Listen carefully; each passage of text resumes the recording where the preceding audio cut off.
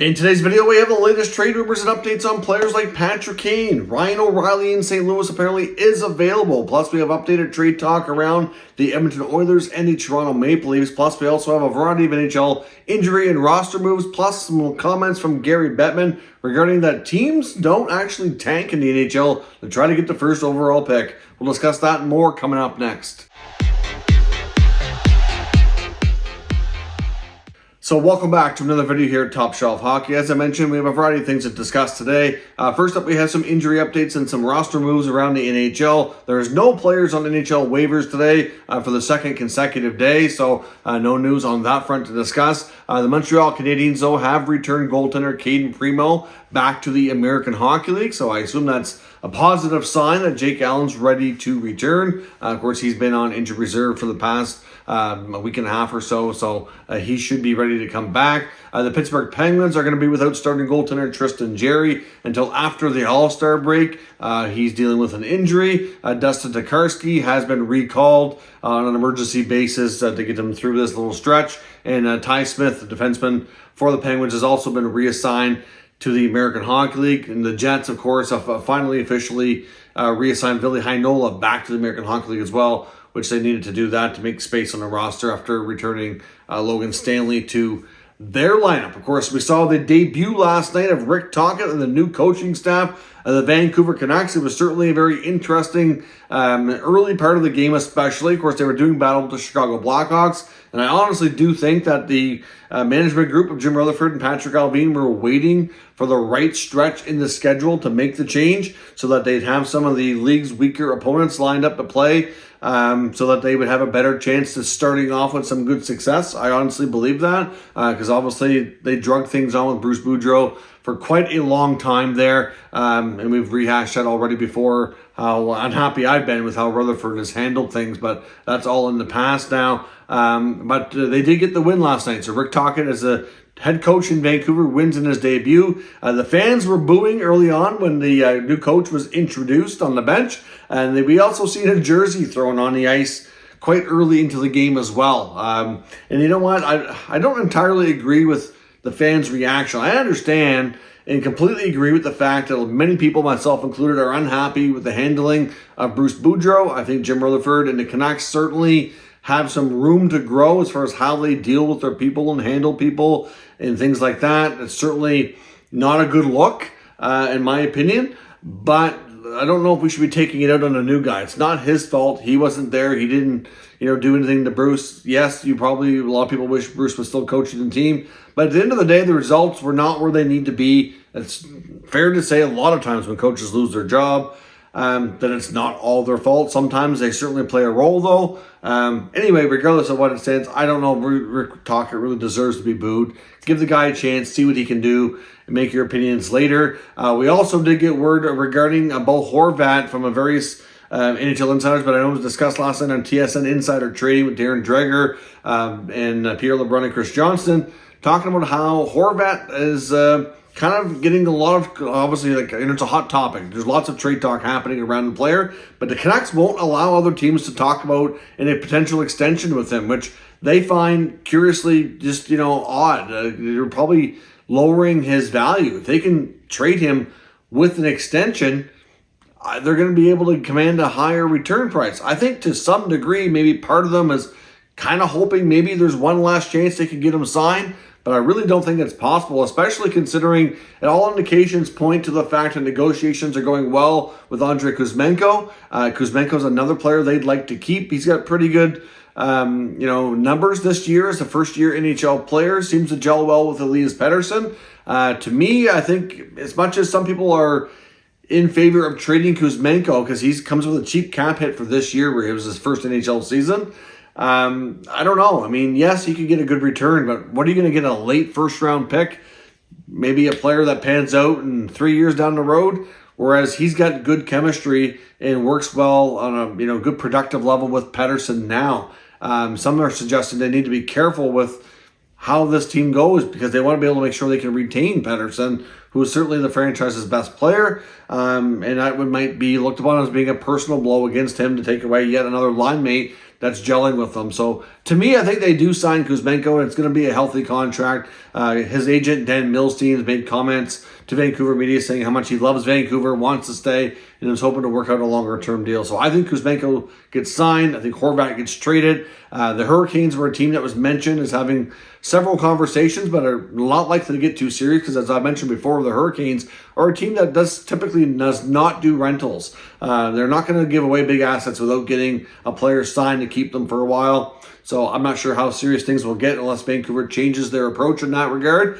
But we will see where things go. Certainly some other names out there that could be moved in Vancouver as well. But at least nice to see them get a win for the new coach on his first night.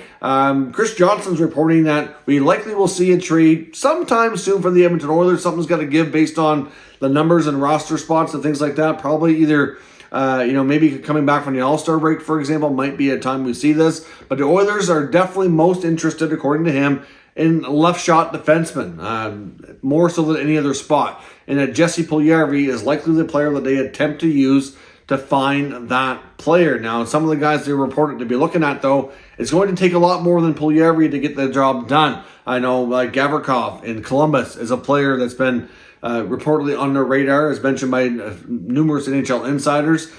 He does fit there. You could look to a guy like Nico Mikkola is another option as well in St. Louis. That makes a lot of sense. Ideally, if they get a left shot defenseman who's good at moving the puck and somebody who can actually play with a bit of bite and grit too, that would probably be all the more welcome there. And Puljujarvi's been a player that's been had his days numbered in Edmonton for a long time. I have no doubt this will be his last season there. It's just a matter of when they can get this looked after. So expect an Oilers trade sometime in the near future. I don't think it's going to be too long. They find and narrow down a left shot D, and with Puljujarvi likely going the other way. But like I said, to get a quality defenseman like Gavrikov or Mikkola or something, they're going to have to add more than that. So I'm not sure how much more that's going to be. But Jesse Puljujarvi in an Edmonton Oilers trade, it is quite likely that teams that they've been talking to are the teams that end up making a deal. Like I said, it's not just Columbus and Gavrikov, but the Oilers have also been holding talks with the Anaheim Ducks and Montreal Canadiens.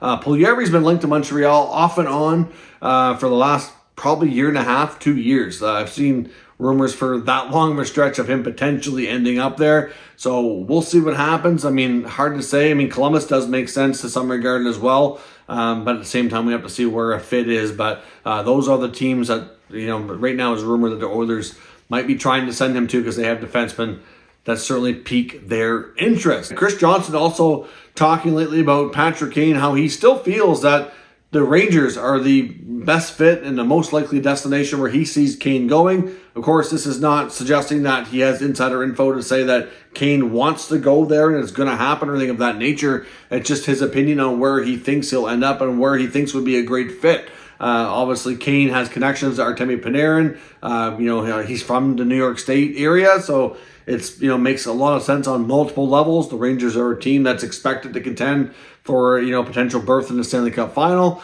I know they like to certainly build upon what they did in the playoffs last year, and certainly obviously the Rangers are a potentially real good spot there for Kane. So obviously the other big factor here that the Rangers might have a bit of a leverage on some of the other contending teams who are likely going to talk to Chicago about Patrick Kane is they have more draft currency, including an extra first-round pick. I mean, they picked up an extra first-rounder for Nils Lundqvist when they traded him to the Dallas Stars earlier this season. So to me, they're likely not going to hang on to that pick. So I wouldn't be shocked if they traded that extra pick and their own. Like, they have some good draft currency to acquire other players. Of course, they have to fit things into the salary cap, so we may see some other bodies moved out as well to make room, cap-wise as well. But the Rangers are well positioned that way. They also have some interesting young players that are not likely going to be able to play in their organization. We're seeing Vitaly Krastov drift back into healthy scratch territory again.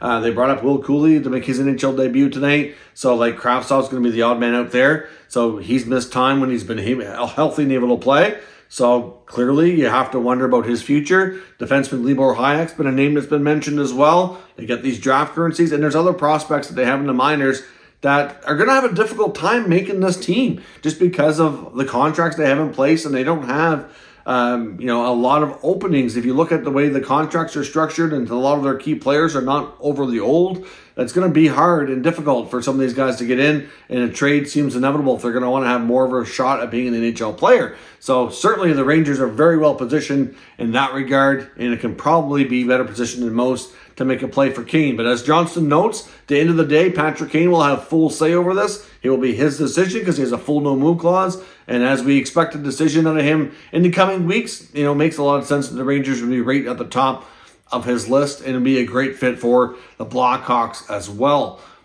Now, I've seen Darren Dreger on TSN Insider Trading, and Elliot Friedman has mentioned this in recent podcasts as well, confirming that St. Louis Blues captain Ryan O'Reilly is definitely in play and on the trade market. We know that Doug Armstrong's not afraid to make big moves. The last time in 2019, the Blues were obviously, into December, early January, near the bottom of the standings, but he held firm. He had more belief in that team. They don't seem to think he has that this time around, and that we are going to see, I'm not sure how significant, but reasonably significant moves, listing O'Reilly, Tarasenko, Barbashev as all potential trade candidates. Mikla, as I mentioned as well earlier. I know there's probably some other bodies they would be open to trading, but will be more complicated because they still have a fair bit of term in their contract. I know a player that struggled there is big right shot defenseman Colton Parayko, but we have no reason to suggest he's going to be moved. He's in the first year of an 8-year deal, making a lot of money, 29 years old, and not having a good season. So that becomes overly complicated. But I know he's a player that St. Louis probably would consider, but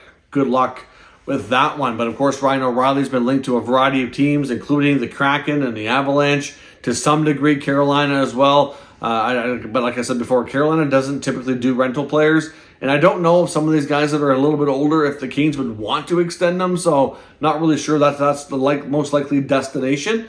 But teams like Colorado and Seattle do make a lot of sense for O'Reilly. Of course, going back to the Avalanche where it all started, they've been winning more games lately, have worked their way back into the playoff picture, working their way up the standings, and I fully suspect if they can stay healthy, that they'll continue trending in that direction and hopefully be able to secure a spot to be able to properly defend their Stanley Cup championship from last season. But do expect Ryan O'Reilly to be on the move. Of course, the Maple Leafs as well. A couple of tidbits on them. One has been mentioned on Insider Trading on TSN last night that they definitely have interest in bringing back defenseman Connor Timmins. I know Chris Johnson also talked on that topic, citing the fact that he's been very a good fit and very well productive in his time in Toronto, way more than he ever had in his previous NHL action before arriving with the Leafs. So he seems to be a good fit and a real good possible option for the future. Now, I don't expect the Leafs to likely bring back Justin Hall beyond this current season.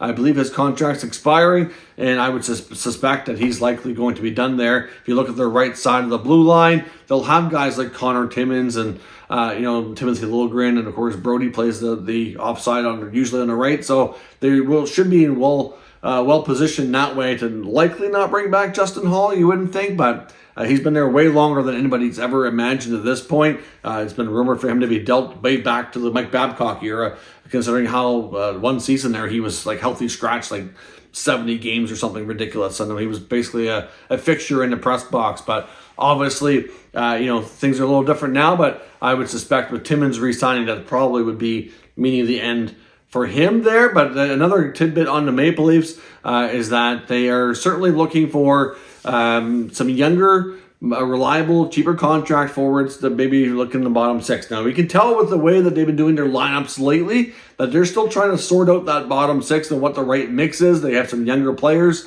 that have been getting some opportunities, obviously, lately that may or may not be there come playoff time. I think they're trying to see what they have internally first before they really explore the trade market. They've had Wayne Simmons in and out of the lineup. They've had, Aston Reese has been there. They have guys like Joey Anderson's been in the organization for a while. We've seen guys like Bobby McMahon getting opportunities lately. So they got to see what they have in that regard, right? But one name that's reportedly being out there that they are linked to, which is according to Jonas Seigel, The Athletic, that makes a lot of sense with Sam Lafferty in Chicago. Now, of course, the Leafs and Hawks have done deals recently. We know the Hawks are definitely going to be sellers, as we've talked about. It's not going to be just big names like Jonathan Toews and Patrick Kane that possibly get dealt. There's going to be lots of other names there too, including Max Domi, Sam Lafferty, maybe a defenseman or two. Like, I think there could be some fairly significant turnover there in Chicago, so it'll be interesting to see where this goes. But certainly, Lafferty's an affordable contract at $1.1 million. He's a pretty solid bottom six forward who can chip in on the offense. So it does make sense that they would be a player they would target. I would think the other possibility here too, that they're trying to see what they have in some of these young forwards that they've had in the lineup lately to see if they might be able to be possible replacements for guys like Kerfoot or Engvall to kind of give them a little bit of cap relief. So I wonder if they do make trades to bring in anybody in the deadline, which I fully suspect they will. I fully expect them to likely add it forward and on the blue line as well if they're able to find the right fit. They don't have a ton of draft currency that they can really move, but they do have their first round pick this year, even though Kyle Dubas has made it known publicly that he's not really crazy about trading it. You have to think this is a big year for the Leafs to make a splash in the playoffs, and if they're going to try to keep up with teams like Boston and Tampa, then I fully suspect that they're going to want to be armed as much as possible. So I'd be shocked if they didn't bring in some reinforcements, and that might have to be a casualty to make that happen. But obviously, some players off the roster like an Engvall or a Kerfoot could also be used in the same kind of trade. So it'll be interesting to see where that goes. But Lafferty, a name to watch, as a potential bottom six, trade piece for the Leafs should they go down that road once they're done exploring what they have internally here. So let me know your thoughts on all of today's news down in the comments. We'll discuss further. If you're new to the channel, of course, make sure you subscribe and stick around. We'll keep you up to date with the latest news, rumors, and analysis of all 32 NHL teams. Thank you for watching, and I will catch you next time.